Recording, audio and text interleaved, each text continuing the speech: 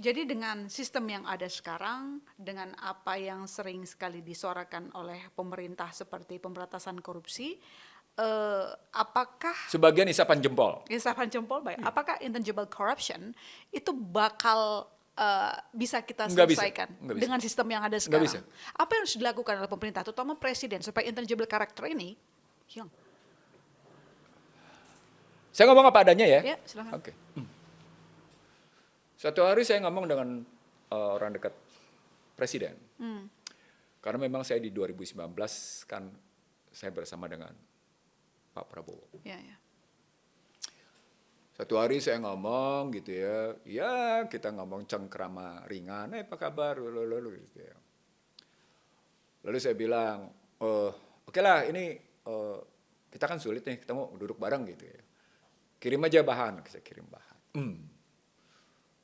Dari sana kalimat saya ke lingkungan di situ dan saya tulis dalam buku Prahara Bangsa, bagaimana Gerindra bisa menjalankan pasal 11-nya. Pasal 11 anggaran dasar Gerindra adalah dia ingin melaksanakan Undang-Undang Dasar 45. Artinya sesungguhnya dia harus kembalikan dulu pasal 6 ayat 2 diperbaiki. Artinya tatanan politik segera di reset. Ada great reset. Oke. Great reset gitu ya. Yang harus kita lakukan terhadap Indonesia. Sebuah riset besar yang harus dilakukan karena tadi intangible corruption-nya lebih besar daripada tangible corruption-nya. Oke. Nah, kalau begitu, suka tidak suka kita harus berani menata ulang struktural fundamental yang kita punya. Nah, orang kemudian ribut. Bagaimana menata ulangnya sementara berbagai pihak sedang menikmati kebebasan bicara. Sementara pihak sedang menikmati partai politik berkuasa sebagai pemegang statusnya. Sementara pihak sedang menikmati dan partai politik tentu tidak mau.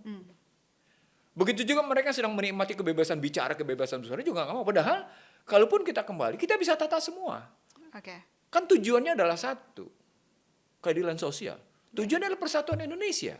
Sebagaimana kita sebut dalam Pancasila. Jadi mari kita duduk bersatu. Ilona, Anda tahu nggak bagaimana Trump dituding?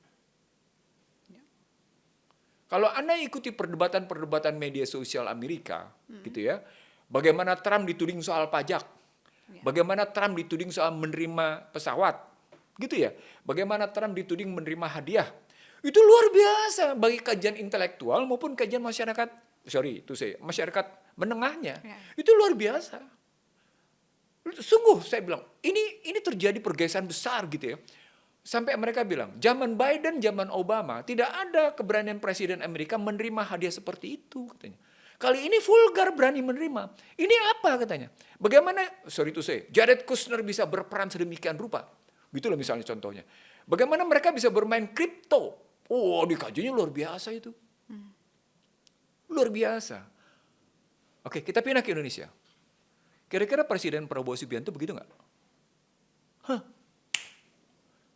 Gitu dong ngelihatnya. Jadi artinya harus kita lihat secara detail. Mungkin Prabowo Subianto nya nggak begitu, tapi lingkarannya, organisasi partainya. Sampai sebenarnya, begitu masuk organisasi partainya, di situ muncul lagi intangible corruption. Di mana peluangnya? Karena tadi partai satu-satunya partai pemegang kedaulatan menurut anggaran dasar. Jadi pertarungan berpikirnya harus jelas duduknya. Gerindra tentu akan mendayagunakan posisinya sebagai partai berkuasa. Sekarang pertanyaan besarnya, pendayagunaan kekuasaannya itu on the right track atau on the wrong track? Ukurannya apa? Konstitusi. Ya, konstitusi yang mana? Kalau pakai konstitusi Undang-Undang Dasar 2002 berdasarkan pasal 6 ayat 2, selesai, nggak ada masalah. Nggak ada masalah. Karena memang dibenarkan. Dibenarkan dong. Diusulkan oleh satu partai politik dan beberapa partai politik presiden. Lalu diusulkannya dengan posisi kayak gitu, ada transaksi di belakangnya oleh sebuah bandar, itu gimana? Ada bandar yang melakukan pengusulan itu gitu. Ya. Itu yang disebut dengan politik transaksi material. Dan politik itu transaksi sudah biasa, udah ya sama-sama tahu, dibiarkan. Dibiarkan. Nah, di level bawah desa sama. belanja juga si kepala desa. Oke. Sampai ada orang sampai kehilangan kekayaan yang luar biasa di kepala desa. Ya, Begitu fokus juga politik. yang namanya bupati, begitu juga yang namanya Ya, ya. wali kota, begitu juga yang namanya gubernur. Ada uang pinangan, ada belanjaan, sampai level ke atas. Kan artinya politik kita politik transaksional material. Ya. Pertanyaannya, apakah politik transaksional material itu bukan intangible corruption? Karena pada saat itu dia sedang menggerus nilai-nilai dalam diri Anda. Ya.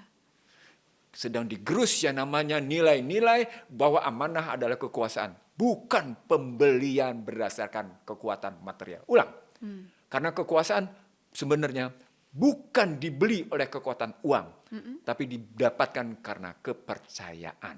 Ya. Nah, kepercayaan itulah yang namanya intangible asset. Oke. Jadi lawan dari intangible corruption adalah intangible asset. Maka nggak bisa diubah kepercayaan sepenuhnya menjadi sekedar material, uang. Gitu loh logikanya.